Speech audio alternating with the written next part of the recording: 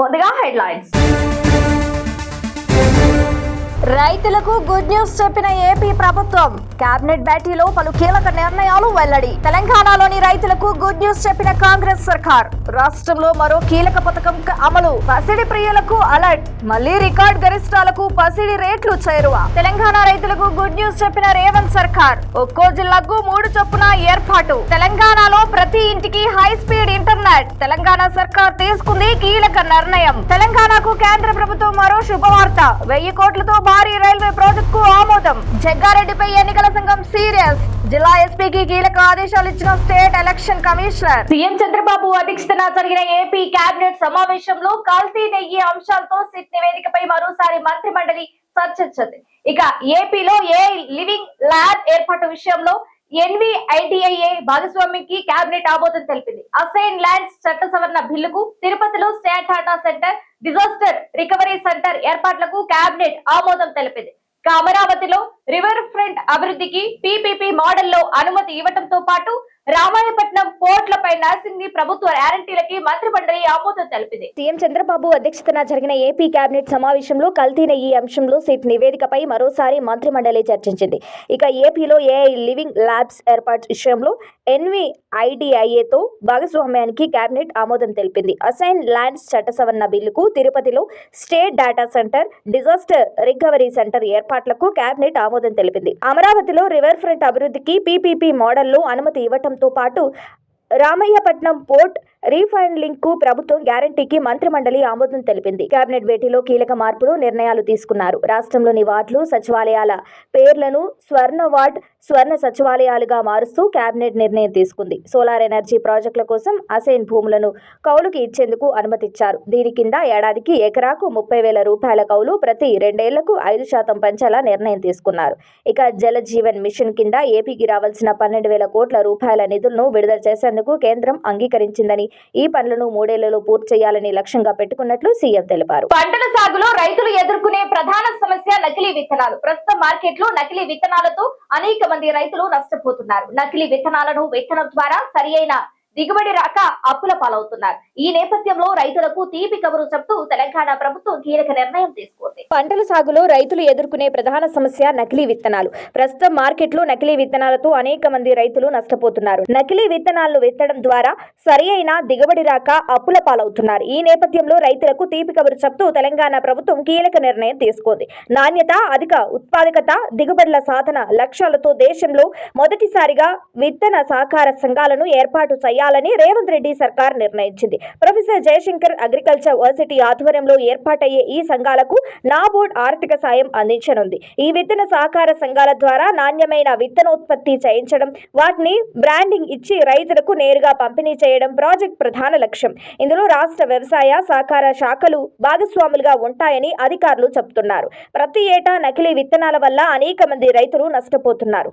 నకిలీ విత్తనాల వల్ల నష్టపోతున్న రైతులకు సరియైన న్యాయం కూడా జరగటం లేదు. విత్తన చట్టంలోని లోపాల కారణంగా రైతులకు తగిన పరిహారం కూడా అందటం లేదు. విత్తన కంపెనీల ఆధ్వర్యంలో కొందరు అన్నదాతలు విత్తనాల ఉత్పత్తి చేపడుతున్నప్పటికీ వారికి ఆశించిన లాభాలు రావడం లేదు. ఈ నేపథ్యంలో రాష్ట్రంలో విత్తన వ్యవస్థపై వ్యవసాయ విశ్వవిద్యాలయం ప్రత్యేకంగా అధ్యయనం చేసి రాష్ట్ర ప్రభుత్వానికి నివేదిక సమర్పించింది. రాష్ట్రంలో విత్తన ఉత్పత్తి, పంపిణీ వ్యవస్థను బలోపేతం చేయాల్సి ఉందని, అందుకు ప్రత్యేకంగా రైతులతోనే సహకార సంఘాలను ఏర్పాటు కూడా చేయాలని నివేదిక పేర్కొంది. ఈ నివేదికలను పరిశీలించిన ప్రభుత్వం వ్యవసాయ విశ్వవిద్యాలయం నుంచి ప్రతిపాదనలు కోరింది. ఆ తర్వాత అగ్రివర్సిటీ అధికారులు నాబార్డ్తో చర్చలు జరిపారు. వ్యవసాయ రంగ ప్రోత్సాహక నిధి కింద గ్రాంట్ ఇచ్చేందుకు నాబార్డ్తో చర్చలు జరిపారు. వ్యవసాయ రంగ ప్రోత్సాహక నిధి కింద గ్రాంట్ ఇచ్చేందుకు నాబార్డ్ ముందుకు వచ్చింది. ఆ మేరకు విత్తన సహకార సంఘాల ఏర్పాటుకు అగ్రివర్సిటీ ప్రతిపాదనలు సమర్పించింది. రాష్ట్ర వ్యాప్తంగా తొలి దశలో 97 విత్తన సహకార సంఘాలను ఏర్పాటు చేయాలని నిర్ణయించుకుంది. ఇక ఒక్కో సంఘంలో 30 నుంచి 40 మంది ఆదర్శ రైతులు సభ్యులుగా ఉంటారు. నాణ్యమైన విత్తనాలను ఉత్పత్తి, ప్యాకేజింగ్, పంపిణీ వంటి వాటిపై వారికి శిక్షణ ఇస్తారు. విత్తన సహకార సంఘాలు ఉత్పత్తి చేసే విత్తనాలకు తెలంగాణ సీడ్ పేట బ్రాండింగ్ ఇస్తారు. వాటిని వ్యవసాయ సహకార సంఘాల్లోని సభ్యులకు పంపిణీ చేస్తారు. మిగిలితే ఇతర రైతులకు రాయితీలపై విక్రయిస్తారు. రైతులు ఎదుర్కొంటున్న నకిలీ విత్తనాల బెడదను నివారించడంతో పాటు అన్నదాతలకు అన్ని విధాలా లబ్ధి చేకూర్చడమే ఈ ప్రాజెక్టు లక్ష్యమని, పంటల దిగుబడిని పెంచేందుకు, రైతులకు ఆర్థికంగా బలోపేతం చేసేందుకు ఈ విధానం దోహదపడుతుందని అధికారులు పేర్కొంటున్నారు.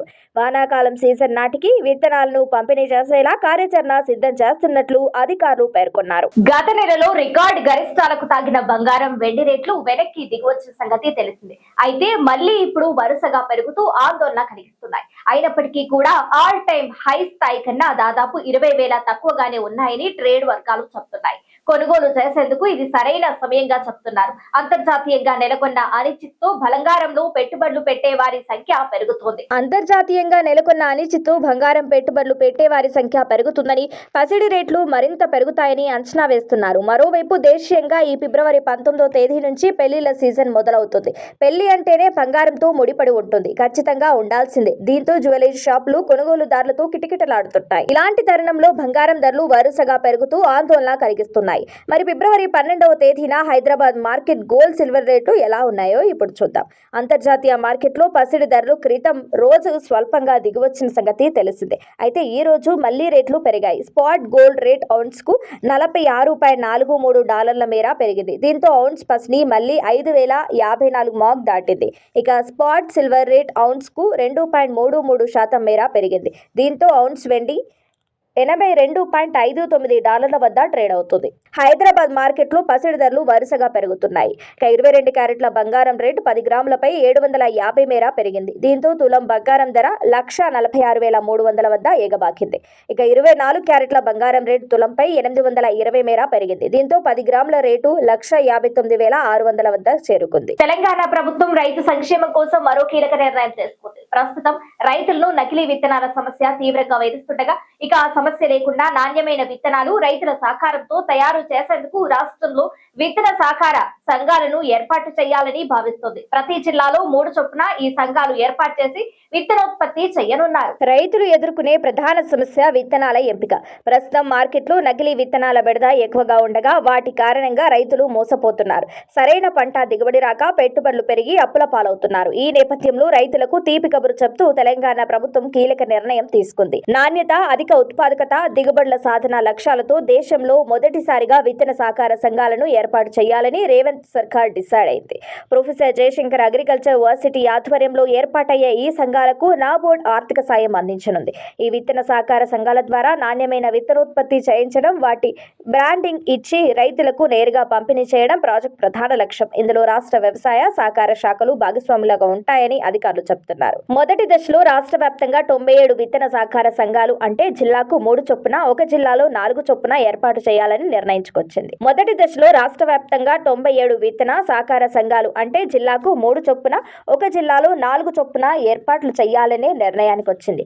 ఈ ప్రాజెక్టుకు నాబార్డ్ ఇప్పటికే 1.93 కోట్ల గ్రాంట్ ను మంజూరు చేసింది. దీనికి అనుగుణంగా అగ్రివర్సిటీ కార్యాచరణ చేపట్టింది. ఈ విత్తన సహకార సంఘాల్లో ఒక్కో సంఘంలో 30 నుంచి 40 మంది ఆదర్శ రైతులు. ఈ విత్తన సహకార సంఘాల్లో ఒక్కో రంగంలో 30 నుంచి 40 మంది ఆదర్శ రైతులు సభ్యులుగా ఉంటారు. వీరు నాణ్యమైన విత్తనాలను ఉత్పత్తి, ప్యాకేజింగ్, పంపిణీ వంటి వాటిపై రైతులకు శిక్షణ ఇస్తారు. విత్తన సహకార సంఘాలు ఉత్పత్తి చేసే విత్తనాలకు తెలంగాణ సీడ్ పేరిట బ్రాండింగ్ ఇస్తారు. వాటిని వ్యవసాయ సహకార సంఘాల్లోని సభ్యులకు అందిస్తారు. మిగిలితే ఇతర రైతులకు కూడా రాయితీలపై విక్రయిస్తారు. తెలంగాణలోని ప్రతి పల్లె, ప్రతి ఇంటికి హై స్పీడ్ బ్రాడ్ బ్యాండ్ కనెక్టివిటీని తక్కువ ధరలోనే ఇచ్చేందుకు రేవంత్ ప్రభుత్వం కార్యాచరణ రూపొందిస్తోంది. ఇటీవల సిఎస్ కె రామకృష్ణారావు అధ్యక్షతన 8వ రాష్ట్ర బ్రాడ్ బ్యాండ్ కమిటీ సమావేశం జరగగా రాష్ట్ర వ్యాప్తంగా టెలికాం, బ్రాడ్ బ్యాండ్ మౌలిక వసతుల అభివృద్ధి పురోగతిని ఇందులో సమీక్షించారు. రాష్ట్ర ప్రభుత్వం నేషనల్ బ్రాడ్ బ్యాండ్ మిషన్ లక్ష్యాలను అనుగుణంగా పనిచేయాలని నిర్ణయించారు. ఇందులో పలు అంశాలపై చర్చించి కీలక నిర్ణయాలు తీసుకున్నారు. తెలంగాణలోని ప్రతి పల్లె, ప్రతి ఇంటికి హై స్పీడ్ బ్రాడ్ బ్యాండ్ కనెక్టివిటీని తక్కువ ధరలోనే ఇచ్చేందుకు రేవంత్ సర్కార్ కార్యాచరణ రూపొందిస్తోంది. ఇటీవల సిఎస్ కె రామకృష్ణారావు అధ్యక్షతన 8వ రాష్ట్ర బ్రాడ్ బ్యాండ్ కమిటీ సమావేశం జరగగా రాష్ట్ర వ్యాప్తంగా టెలికాం బ్రాడ్ బ్యాండ్ మౌలిక వసతుల అభివృద్ధి పురోగతిని ఇందులో సమీక్షించారు. రాష్ట్ర ప్రభుత్వం నేషనల్ బ్రాడ్ బ్యాండ్ మిషన్ లక్ష్యాలకు అనుగుణంగా పనిచేయాలని నిర్ణయించారు. ఇందులో పలు అంశాలపై చర్చించి కీలక నిర్ణయాలు తీసుకున్నారు. టవర్ల ఏర్పాటు, ఆప్టికల్ ఫైబర్ కేబుల్స్ వేసే పనుల్లో ఉన్న అడ్డంకులను తొలగించేందుకు సమన్వయంతో పనిచేయాల్సిన అవసరం ఉందని నిపుణులు వెల్లడించారు. జిల్లా కలెక్టర్ల ఆధ్వర్యంలో 2 వారాల్లోగా జిల్లా స్థాయి టెలికాం కమిటీ సమావేశాలను నిర్వహించాలని డిసైడ్ అయ్యారు. రైట్ ఆఫ్ వే అనుమతుల మంజూరులో జాప్యాన్ని తగ్గించడం పైన ప్రత్యేక దృష్టి సారించాలని చెప్పారు. పైప్ లైన్లు, రోడ్లు, డ్రైనేజీలు పనుల సమయంలో భూగర్భ టెలికాం మౌలిక వసతులు ఏమాత్రం దెబ్బతినకుండా ఉండేందుకు call before you ding app ను పూర్తి స్థాయిలో సమర్థంగా వినియోగించాలన్నారు. ప్రజలకు ఇబ్బందులు కలగకుండా టెలికాం మౌలిక వసతులకు వేగంగా అనుమతులు లభించేలా ప్రక్రియను మరింత సులభతరం చేయాలని నిపుణులు నిర్ణయించారు. కాగా రాష్ట్రంలోని ప్రతి ఇంటికి చౌకగా విశ్వసనీయమైన హై స్పీడ్ బ్రాడ్ బ్యాండ్ కనెక్టివిటీని అందించాలని ప్రభుత్వ నిర్ణయం రాష్ట్రాన్ని డిజిటల్ యుగంలో అగ్రగామిగా నిలపనుందని నిపుణులు అభిప్రాయపడుతున్నారు. ఇది కేవలం సాంకేతిక అనుసంధానం మాత్రమే కాదని గ్రామీణ ప్రజల జీవన ప్రమాణాలను మెరుగుపరిచే ఒక సామాజిక విప్లవంగా మారుతుందని అంటున్నారు. ఈ ప్రాజెక్టుకు అందుబాటులోకి రావడం వల్ల మారుమూల గ్రామాల ప్రజలు సైతం ప్రపంచంతో పోటీ పడే అవకాశం లభిస్తుందని చెబుతున్నారు. ముఖ్యంగా రైతులకు వాతావరణ సమాచారం, మార్కెట్ ధరలు నేరుగా చేరటమే కాకుండా టెలిమెడిసిన్ ద్వారా నగరాల్లోని నిపుణులైన వైద్యుల సలహాలను పల్లె నుండే పొందే వీలుంటుందని అంటున్నారు. తెలంగాణకు రైల్వే శాఖ గుడ్ న్యూస్ చెప్పింది. రాష్ట్రంలో మెగా ఫైట్ ఎగ్జామినేషన్ స్టేషన్ ను ఏర్పాటు చేయనున్నట్లుగా తెలిపింది. ఈ ప్రాజెక్ట్ ను 1000 కోట్లతో ఏర్పాటు చేయనున్నట్లు రైల్వే శాఖ వెల్లడించింది. తెలంగాణలో రైల్వే వ్యవస్థను మరింత బలోపేతం చేసే ప్రయత్నంలో భాగంగా వరంగల్ జిల్లాలో గూడ్స్ రైల్ వ్యాగన్ల రిపేర్ కోసం ఒక మెగా ఫైట్ ఓవర్ హాలింగ్ ను ఏర్పాటు చేయనున్నారు. తెలంగాణలో రైల్వే వ్యవస్థను మరింత బలోపేతం చేసే ప్రయత్నంలో భాగంగా వరంగల్ జిల్లాలో గూడ్స్ రైలు వ్యాగన్ల రిపేర్ కోసం ఒక మెగా ఫైట్ ఓవర్ హాలింగ్ ను ఏర్పాటు చేయనున్నారు. ఇది తెలంగాణ రాష్ట్రంలోనే మొట్టమొదటిది కావడం విశేషం. సాధారణంగా గూడ్స్ రైళ్లకు మైనర్ రిపేర్లు వస్తే కాచిపేట లేదా రామగుండం స్టేషన్లకు తరలించి నిర్వహిస్తారు. కానీ ఇప్పుడు ఏర్పాట్లు చేయనున్న ఈ మెగా ఫైట్ ఓవర్ హాలింగ్ లో రైలు వ్యాగన్ ను పూర్తిగా వేరు చేసి ఏ భాగంలో అయితే సమస్య ఉందో దాన్ని గుర్తించి సరిచేసి తిరిగి బిగిస్తారు. ఈ సెంటర్లు గూడ్స్ వ్యాగన్లు, వాటి నిర్వహణ, ఓవర్ హీలింగ్ వంటి వాటిని చేపడతారు. ప్రస్తుతం రామగుండం, బెల్లంపల్లి, కాచిపేటలో ఇలాంటి సౌకర్యాలు ఉన్నాయి. అవి కూడా సాధారణ మెయింటెనెన్స్ మాత్రమే నిర్వహిస్తున్నారు. ఈ ప్రక్రియ వల్ల సరుకు రవాణా చేసే రైళ్లు మరింత వేగంగా, సురక్షితంగా ప్రయాణించగలవు. ప్రస్తుతం తెలంగాణలోని వ్యాగన్లను రిపేర్ చేయడం కోసం ఆంధ్రప్రదేశ్లోని రాయనపాడుకు తరలిస్తున్నారు. ఈ కొత్త సెంటర్ నిర్మించి అందుబాటులోకి తీసుకువస్తే ఆ ఇబ్బందులు తప్పి ఖర్చులు కూడా కలిసి వస్తాయని సంబంధిత వర్గాలు చెబుతున్నాయి. ఈ మెగా ఫైట్ ఎగ్జామినేషన్ ప్రాజెక్ట్ కోసం సుమారు 1000 కోట్ల ఖర్చు చేయనున్నట్లు తెలుస్తోంది. ఇంకా కాచిపేట, మహబూబాబాద్ మధ్య దాదాపు 200 ఎకరాల నుంచి 300 ఎకరాల స్థలం కోసం రైల్వే శాఖ అధికారులు గాలింపు చేపడుతున్నారు. ఈ మెగా ఫైట్ ఎగ్జామినేషన్ సెంటర్ ఏర్పాటు చేస్తే వందలాది మందికి ఉద్యోగ అవకాశాలు కూడా లభిస్తాయని రైల్వే శాఖ వర్గాలు చెబుతున్నాయి. ఇప్పటికే వరంగల్లో రైల్వే తయారీ యూనిట్ ఉంది. ఇప్పుడు ఈ మెగా ఫైట్ ఎగ్జామినేషన్ సెంటర్ కూడా వస్తే ఒక కీలక రైల్వే హబ్ గా వరంగల్ మారుతుందని రైల్వే వర్గాలు అంచనా వేస్తున్నాయి. తెలంగాణ నుంచి సిమెంట్, బొగ్గు, ఉక్కు రవాణా ఎక్కువగా ఉంటుంది కాబట్టి ఈ సెంటర్ చాలా అవసరమని సంబంధిత వర్గాలు పేర్కొంటున్నాయి. ఈ సెంటర్ను ఎక్కడ ఏర్పాటు చేయాలి అనే దానిపై స్థలాన్ని గుర్తించిన తర్వాత డిపిఆర్ను రెడీ చేయనున్నారు. ఆ తర్వాత చట్టపరమైన అనుమతులు, ఆమోదాలు, తర్వాత టెండర్లను ఆహ్వానించనున్నారు. ఆ తర్వాత దశల వారీగా దీని నిర్మాణ పనులు ప్రారంభం కానున్నాయి. అయితే ఈ సెంటర్ అందుబాటులోకి రావాలంటే ఇంకో 3 ఏళ్ల నుంచి 5 ఏళ్లు పడుతుందని అధికారులు అంచనా వేస్తున్నారు. మున్సిపల్ ఎన్నికల సందర్భంగా సంగారెడ్డిలో కాంగ్రెస్ వర్కింగ్ ప్రెసిడెంట్ జగ్గారెడ్డి చేసిన వ్యాఖ్యలు దుమారం రేపుతున్నాయి. జగ్గారెడ్డి వ్యాఖ్యలపై రాష్ట్ర ఎన్నికల సంఘం సీరియస్ అయింది. జగ్గారెడ్డి వ్యాఖ్యలకు సంబంధించి జిల్లా ఎస్పీకి కీలక ఆదేశాలు ఇచ్చారు స్టేట్ ఎలక్షన్ కమిషనర్ రాణి కౌమిలిది. కేసు నమోదు చేసి రిపోర్ట్ ఇవ్వాలన్నారు. ఇక ఓటర్ల మనోభావాలను దెబ్బతీసేలా జగ్గారెడ్డి కామెంట్స్ ఉన్నాయని ఎస్ఈసీ అభిప్రాయపడింది. అలాగే జహీరాబాద్ లో బ్యాలెట్ పేపర్ చింపిన వ్యక్తిపైన కేసు నమోదు చేయాలని ఆదేశించింది ఈసీ. నోటీసులపై జగ్గారెడ్డి స్పందించారు. బీఆర్ఎస్ దొంగ ఓట్లపైనే తాము ప్రశ్నించానన్నారు.